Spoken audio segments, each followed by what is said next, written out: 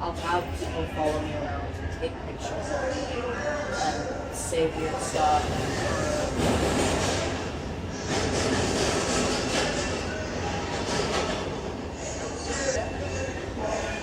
Igor sounds of Igor. We love Igor.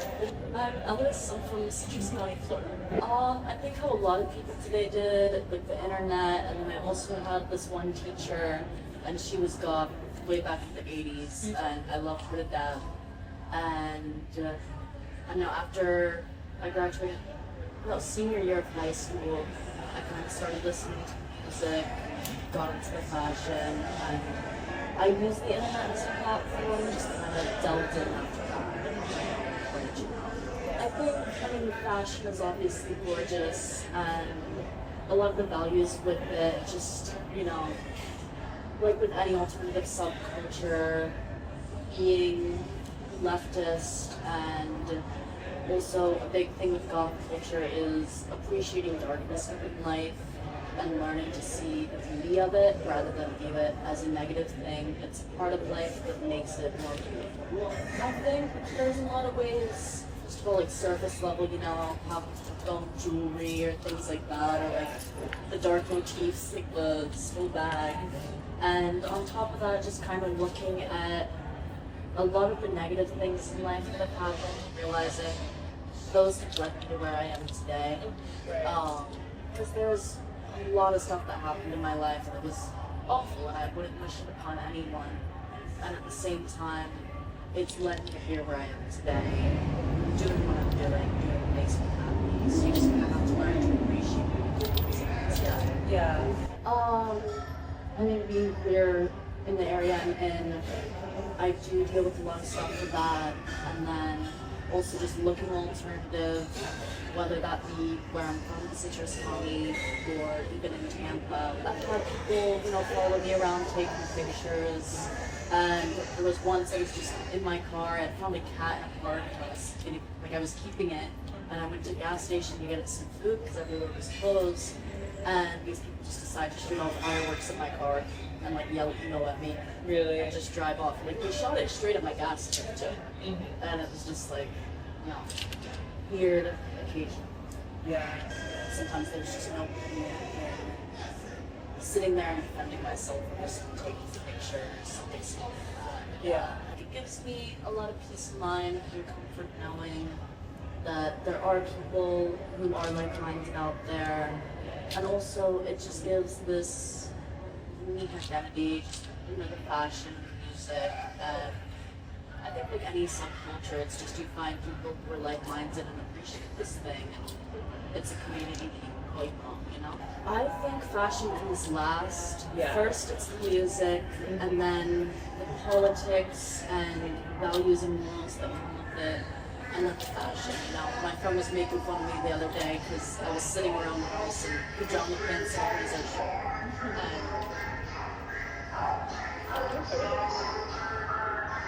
Let's just go aware day to day. This is a once a week thing, maybe 2 or 3 times a week, depending on if I have the energy. Just because it took me 3-4 hours.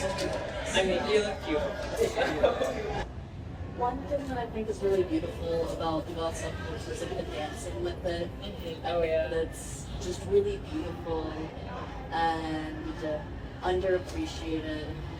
I don't know, it's just something that's so beautiful. I'll go dance with my friends, we're stalking out and dancing, and it is very obvious you only really dance at goth clubs. So that's just kind of the go-to moves that I'll do. Yeah. Goth especially, it's just, you're supposed to be accepting, and you shouldn't really shun people just based off of, oh, they don't listen to this music that I like, they don't wear what I wear. You should be accepting, unless obviously they're bigots of some sort. They fucking suck. Right, exactly. But I think when you are alternative, it is important to have those open arms and be accepted. Yeah. I think it has diluted it in some ways, and there's definitely a lot of things that get lost, and a lot of arguments that are just so overdone. And at the same time, I found goth subculture and really got into it. You know? Yeah. So it's kind of hypocritical for me to say, oh, well, that's the worst way to do it. Because that's how I got into it. Because I didn't know any people. I was sitting inside the house all day. Didn't have my license. Like, didn't really go anywhere because I live an hour from every city. Yeah. But I think it has made it a lot more accessible. And a lot of people are able to sit there and find themselves and explore their identity. So what if someone sees, you know, goth clothes on the internet, goth music, and they listen to it for a few months and they're like, actually I prefer this subculture instead. You know? Yeah. It's not hurting anyone. It's definitely great for my dad. He's a very normal dude, frat bro back in the day. Yeah. But he went to Castle, and he's been very accepting of my identity. And I mean, I grew up just listening to NPR on the radio with him. Yeah. My mom would play like Elvis, so I didn't really have much of a platform with my parents. So that's great. I don't really have much of a platform for my parents because a lot of people I talk to and they're like, yeah, like my parents listen to this, that, and that. And it's like, my mom was Elvis, Bob Dylan, maybe a few others. My dad would just listen to NPR. Castle, and maybe the people that go there that I've met are really important. They're definitely, there's Communion After Dark, which is born out of Orlando. They have events kind of all over. No, I mean, I don't know 100% on that. I do believe it's based out of Orlando. And they do a lot of really neat events. And I believe, again, not 100%. There was a drag show I went to that was more like horror, gothic themed. And that is something I hold close because all of those performers inspire me daily. And there's Doggy Oddity and Anesthesia, two of them kind of just pop into my head first. And they're always doing something over the top and just stunning. And it's something that you don't really see a lot. It's something I look up to. Yeah. It encourages me. Yeah.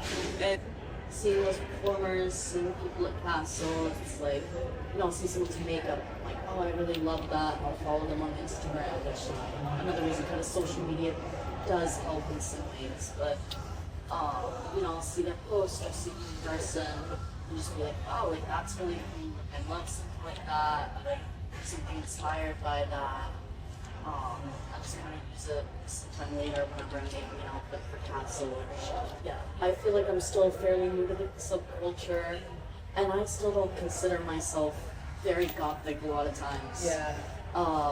Just because I am all over the place. I just do think goth music and the gothic subculture is what I most admire. Yeah.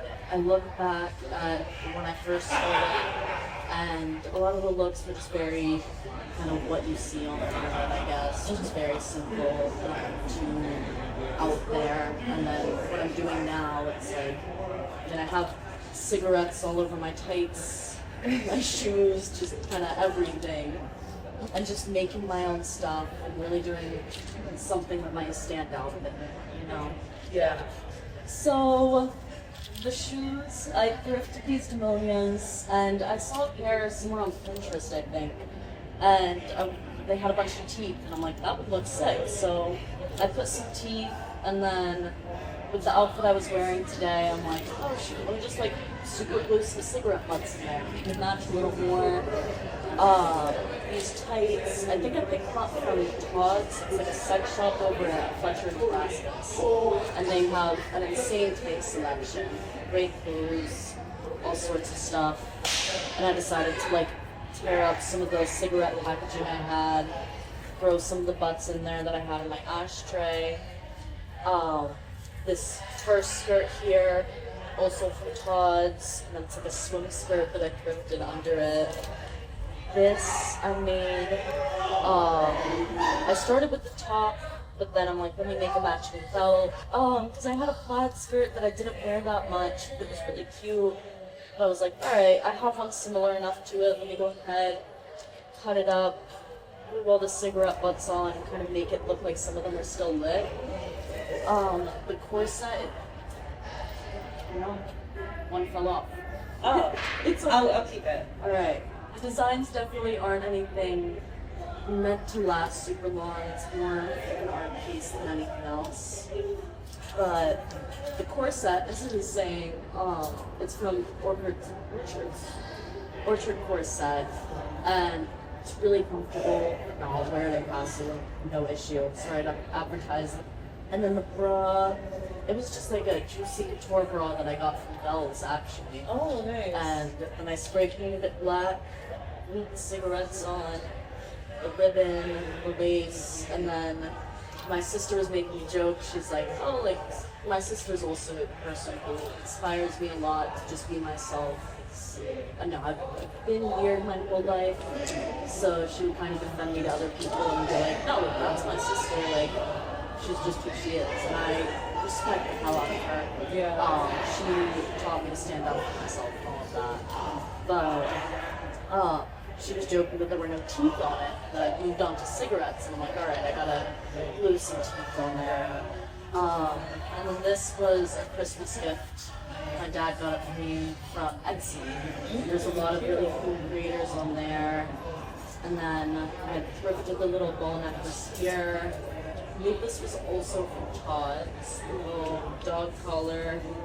Studs and Spikes is a really good small business online to get studs and spikes.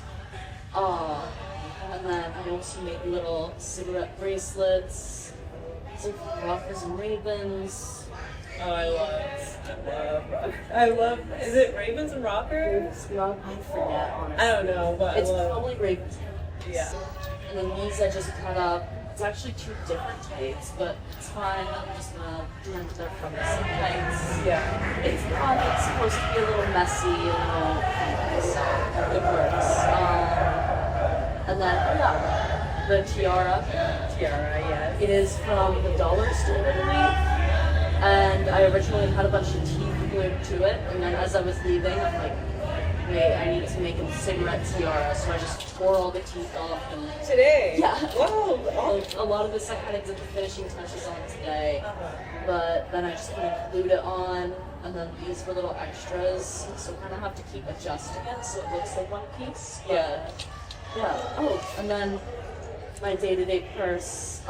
There's a year-round Halloween store up in Helen, Georgia that I found on a road trip, and I added piercings myself. Unfortunately, it did break, but I'll fix it eventually. Yeah. I just have not gotten to it. So, yeah. Thank you. I look at Pinterest a lot for like inspiration.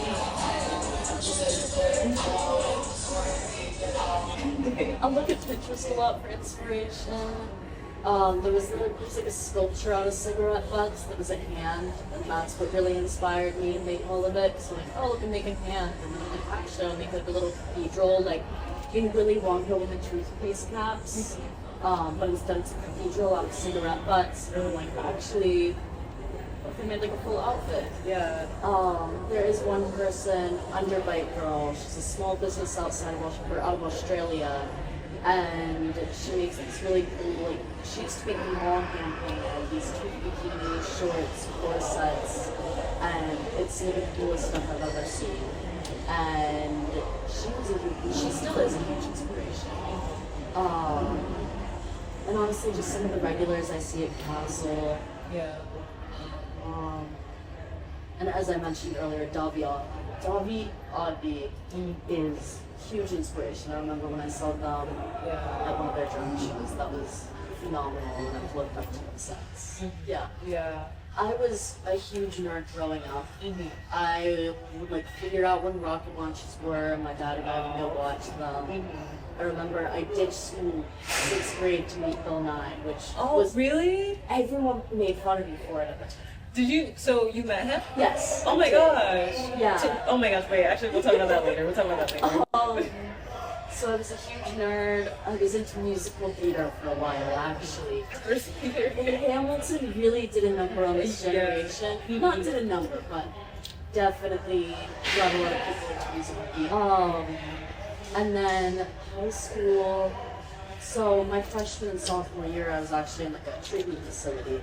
So I feel like that definitely stunted my journey finding myself and expressing my identity. And then when I got out, I listened to a lot of like 60s, 70s music. Yeah. And then junior kind of senior year, I started getting more into some alternative subcultures.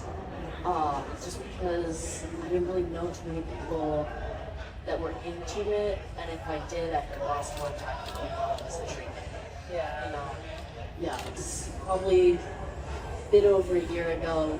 I wasn't leaving the house at all. Yeah. And then my uncle was like, "Hey, come to this show." And this one person invited me out on a date to Castle. And after that, it just, after that, I really did find a community, find people that were like-minded, which I didn't really know was out there. 'Cause I am in the middle of nowhere. There aren't that many people. I do see a future for it, and I see it continuing. I would really like for there to be more spaces similar to Castle. Yes. Because as much as I do love Castle, and I do love the music that's played, there are some qualities about it that are extremely missing. The male bartenders have been known to roofie people there. I've known people who have had that happen to roofie people. Oh wow. Yeah. And just in general, the safety aspect, continuing to allow people who are rapists, pedophiles, and abusers in, and even one of the people who does the whipping. First time that I did that, I went up and I wasn't sure what to expect, and he started reaching between my legs. And he pulled along the road with me. And I remember I asked my friends, I'm like, "Hey, is that normal?" And they were like, "That is not at all." And I have found out so many other girls have had negative experiences. One of the former bouncers actually recently sent me an unsolicited video. He had already stopped working at that point, but I reached out to one of the bouncers that I'm friends with, and was like, we were already talking, having a conversation, and I brought it up, and I'm just like, "Hey, like, this was just really weird," and I need to talk about it with someone else. And I was like, "What was that?" So I do believe Castle is a great space in the aspect of the music and space it provides, and at the same time, there are a lot of safety concerns. Yeah. And I've kind of been distancing myself from Castle and trying to find my events to go to. Yeah. And I really do wish there was another space similar to it, just another alternative club that really did take those precautions into account. Yeah. Yeah. Thank you so much for having me. Wonderful interview. Thank you. I'm very happy you agreed to doing this. Also on such short notice, I feel like. Yeah. But I really thank you, and we are out.